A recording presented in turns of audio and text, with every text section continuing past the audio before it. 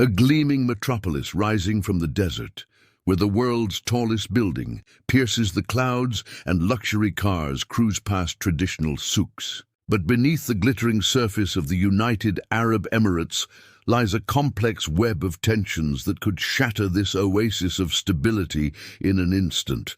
What if I told you that in January 2022, explosions rocked Abu Dhabi's international airport, killing 3 people? Or that right now, as you watch this, there are missile defense systems scanning the skies above Dubai, ready to intercept threats that most tourists never even imagine exist?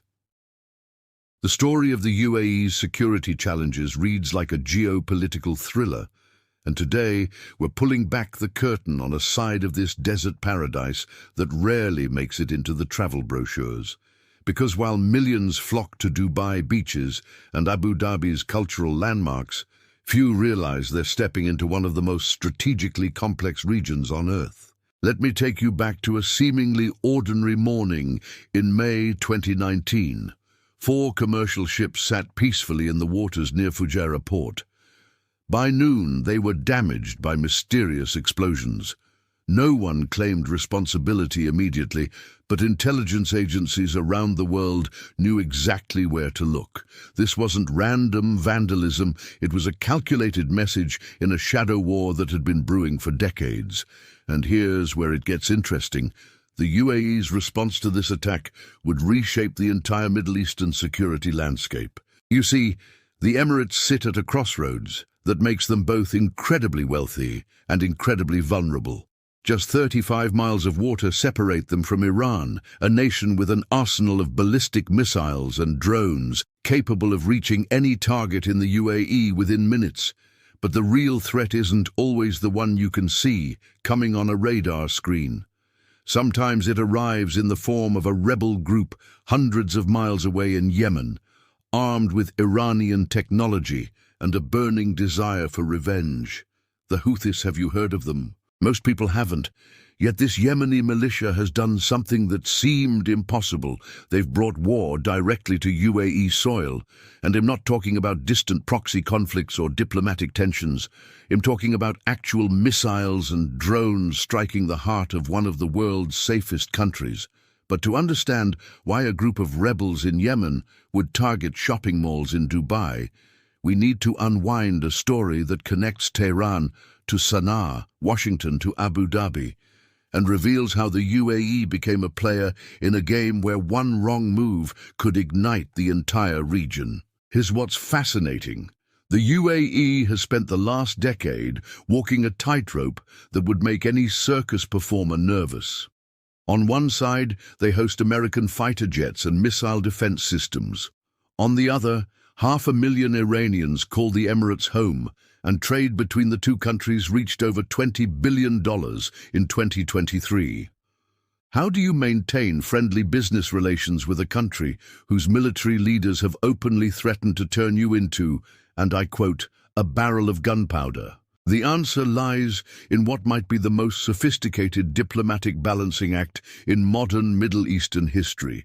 And it all starts with understanding that the UAE isn't just one country, it's 7 emirates held together by a delicate federal system, each with its own ruler, its own interests, and its own vulnerabilities. But when threats emerge, they move as one. The question is, what happens when those threats come from multiple directions at once? Let's talk about January 17th, 2022, a date that changed everything.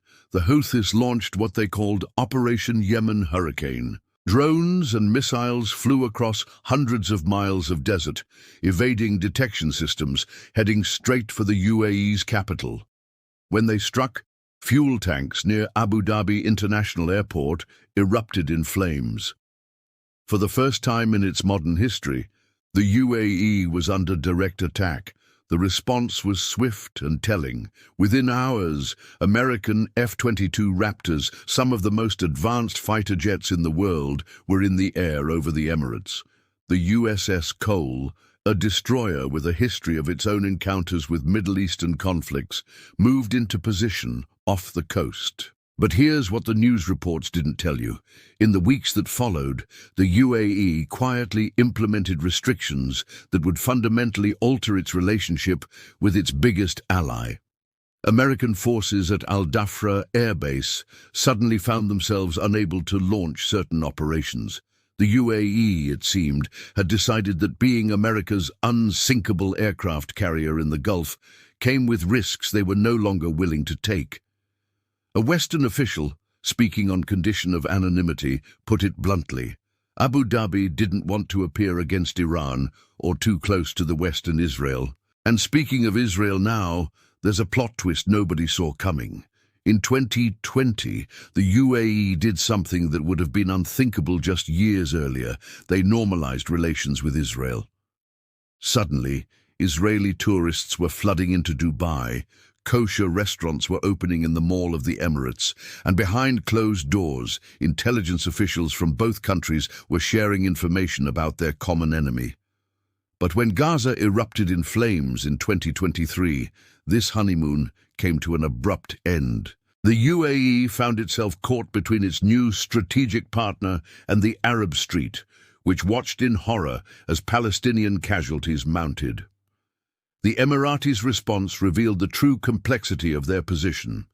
They condemned Israel's military operations, sent humanitarian aid to Gaza, and made it clear that their vision for peace did include Israeli occupation. Foreign Minister Abdullah bin Zayed Al Nahyan's words were unusually sharp. The UAE refuses to be dragged into any plan that provides cover for Israeli presence in Gaza. Yet behind the public criticism, the relationship endured. Trade continued, security cooperation quietly resumed, and both sides understood that their partnership was bigger than any single conflict. But let's zoom out for a moment and look at the bigger picture.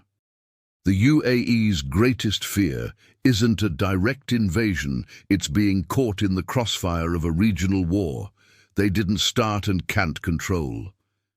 Imagine waking up one morning to news that Israel has struck Iran's nuclear facilities. Within hours, Tehran's response could transform the Gulf into a war zone.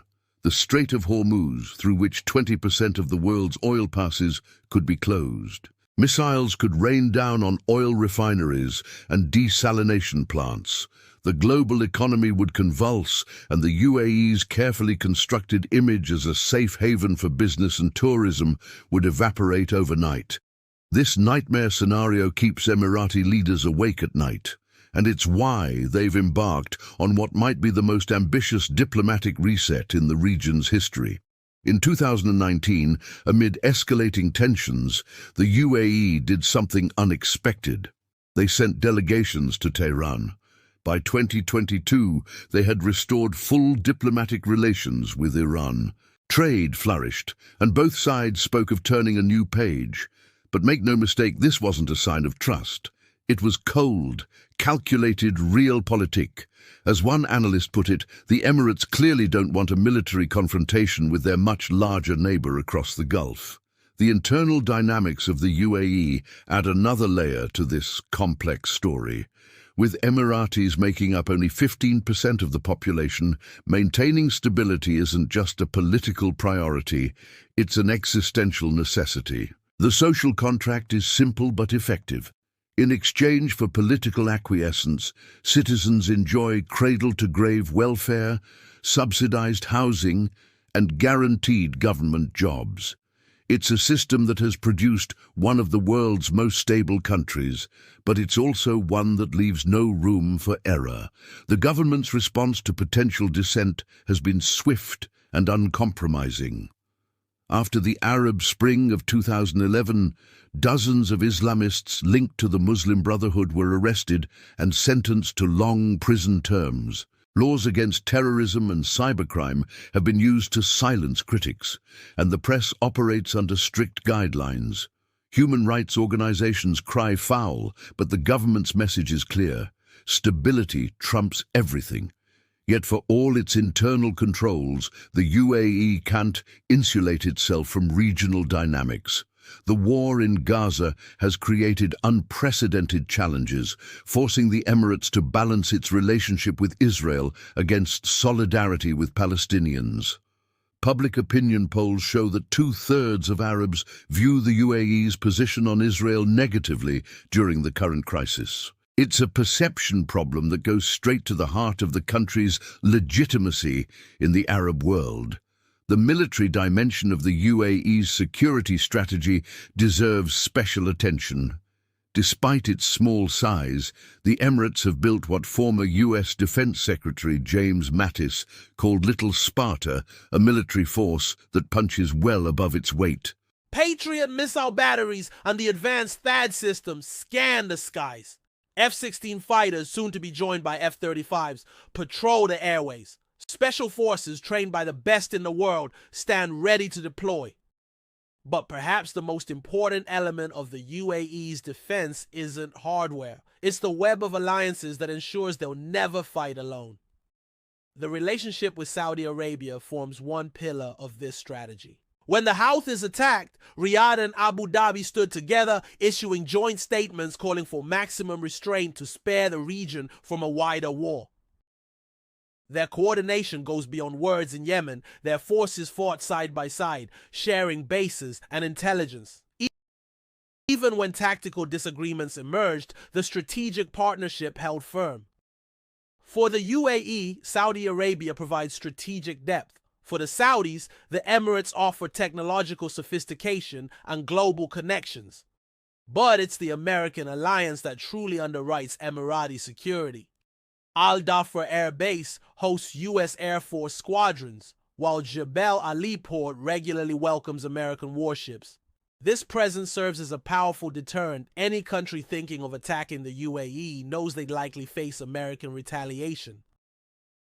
Yet recent events have shown the limits of this protection. When the Houthis struck, it took American reinforcements to help defend Emirati airspace. The message wasn't lost on Abu Dhabi. Even superpowers can't provide perfect security. This realization has driven the UAE's increasingly independent foreign policy. They've deepened ties with China, maintained relations with Russia despite Western pressure, and intervened in conflicts from Libya to Sudan based on their own interests rather than American preferences. It's a strategy born of pragmatism in a multipolar world. Having multiple partners provides insurance against abandonment. The economic dimension of the UAE's security cannot be overlooked. Dubai's role as a global hub makes it both resilient and vulnerable. On one hand, the international community has a vested interest in keeping the Emirates stable. Too much money flows through its banks. Too many corporations base their regional operations there. On the other hand, this interconnectedness means that regional conflicts immediately impact the UAE's economy. When the Houthis attacked ships in the Red Sea, insurance rates spiked and shipping routes shifted, affecting Dubai's ports. When tensions with Iran escalate, oil prices surge, bringing both windfall profits and economic uncertainty. The UAE's response has been to double down on economic diversification. Tourism, technology, renewable energy, and finance now rival oil as economic drivers. The calculation is simple. The more indispensable the UAE becomes to the global economy, the more international support it can expect in a crisis. It's economic security through interdependence. But perhaps the most intriguing aspect of the UAE's security strategy is what happens in the shadows. Intelligence cooperation with partners spans the globe.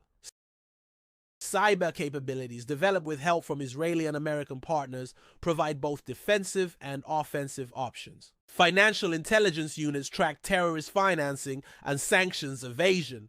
It's a hidden war fought in server rooms and bank accounts where success is measured by attacks prevented rather than battles won. The terrorism threat, while currently low, remains a constant concern. The UAE's ranking as one of the world's safest countries from terrorism didn't happen by accident. is the result of perpetual vigilance, extensive surveillance, and zero tolerance for extremism. The 2014 murder of an American teacher by an ISIS sympathizer served as a wake-up call, leading to even tighter security measures. Today, potential threats are identified and neutralized before they can materialize. But officials know that perfect security is impossible. It only takes one individual, one moment of inattention for tragedy to strike. The regional environment adds layers of complexity.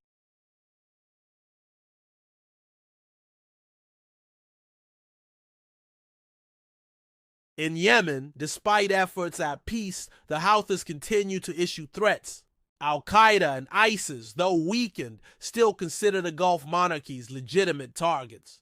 Each of these groups has different capabilities or motivations, requiring tailored responses. The Palestinian issue represents a unique challenge. The UAE's leadership genuinely believes that engagement with Israel can help the Palestinian cause, but this nuanced position is hard to explain to a public that sees only betrayal. Managing this perception gap requires constant calibration, supporting Palestinian humanitarian needs while maintaining strategic ties with Israel, criticizing Israeli actions while preserving security cooperation. Is a balance that could collapse with one miscalculated move. Looking ahead, several scenarios could test the UAE's stability. A collapse of the Iranian regime could be equally destabilizing, potentially sending refugees flooding across the Gulf and creating a power vacuum that extremists might fill. Climate change poses its own long-term threats. Rising seas threaten coastal infrastructure, while extreme heat could make parts of the country uninhabitable. But the most immediate risk remains the possibility of being dragged into a conflict between larger powers. Whether it's Israel versus Iran, the United States versus Iran, or Saudi Arabia versus Iranian proxies, the UAE's position makes neutrality nearly impossible. Geography, alliances, and interests all conspire to ensure that any regional conflict would impact the Emirates. The leadership's response has been to prepare for all contingencies while working diplomatically to prevent them. Military capabilities are enhanced but not flaunted. Alliances are strengthened but not at the expense of diplomatic flexibility. Economic ties are deepened with all parties, creating incentives for peace. It's a strategy that has worked so far, but as any Emirati official will privately admit, past success doesn't guarantee future security. The human dimension of this story shouldn't be forgotten. Behind the strategic calculations are millions of people, Emiratis and expatriates alike, who have built their lives in this desert nation. They send their children to school each morning, trusting that they'll return safely. They invest in businesses believing the stability will continue. They plan for futures that assume peace will prevail. For them, the security challenges aren't abstract concepts, but daily realities that shape every decision. The international community watches the UAE's balancing act with fascination and concern. Success would provide a model for other small states navigating great power competition. Failure could destabilize one of the few remaining anchors of stability in a turbulent region. The stakes couldn't be higher. As we look to the future, several trends seem clear. The UAE will continue its diplomatic outreach, building relationships with all parties while avoiding exclusive dependencies. Military modernization will proceed, with emphasis on defensive capabilities that deter without provoking. Economic diversification will accelerate, reducing vulnerabilities while creating new sources of influence. And through it all, the fundamental priority will remain unchanged: preserving the stability that has allowed this remarkable country to flourish. But here's the question that haunts Emirati planners. In a region where change can come suddenly and violently, how long can this balance be maintained? The honest answer is that nobody knows. What we do know is that the UAE has defied predictions before, emerging from each crisis stronger and more resilient. Whether that pattern continues depends on factors both within and beyond their control. The story of the UAE's security challenges is far from over. Each day brings new developments, new threats, and new opportunities. The missiles may be silent today, but the radar systems keep scanning.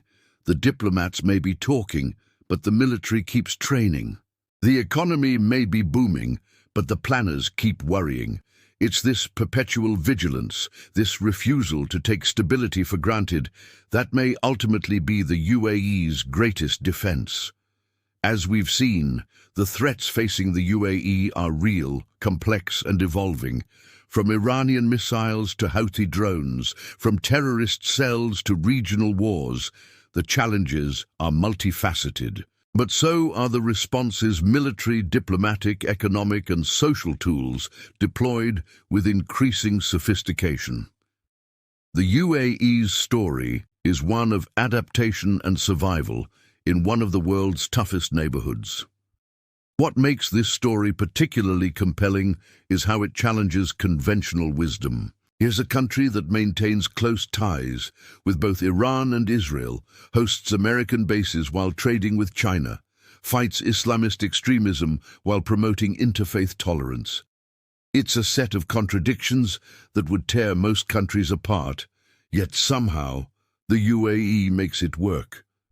The ultimate lesson may be that in the modern Middle East, security isn't achieved through military might alone. It requires diplomatic agility, economic integration, social cohesion, and above all, the wisdom to know when to act and when to show restraint. The UAE has mastered this art better than most, but as regional tensions continue to rise, even masters can make mistakes. As we conclude this exploration of the UAE's security landscape, one thing becomes crystal clear: the glittering towers of Dubai and Abu Dhabi rest on foundations more complex and precarious than most visitors realize. Yet perhaps that's what makes the achievement all the more remarkable: building prosperity in the shadow of potential catastrophe, creating stability in a region defined by chaos. The UAE's story isn't just about survival. It's about thriving against the odds.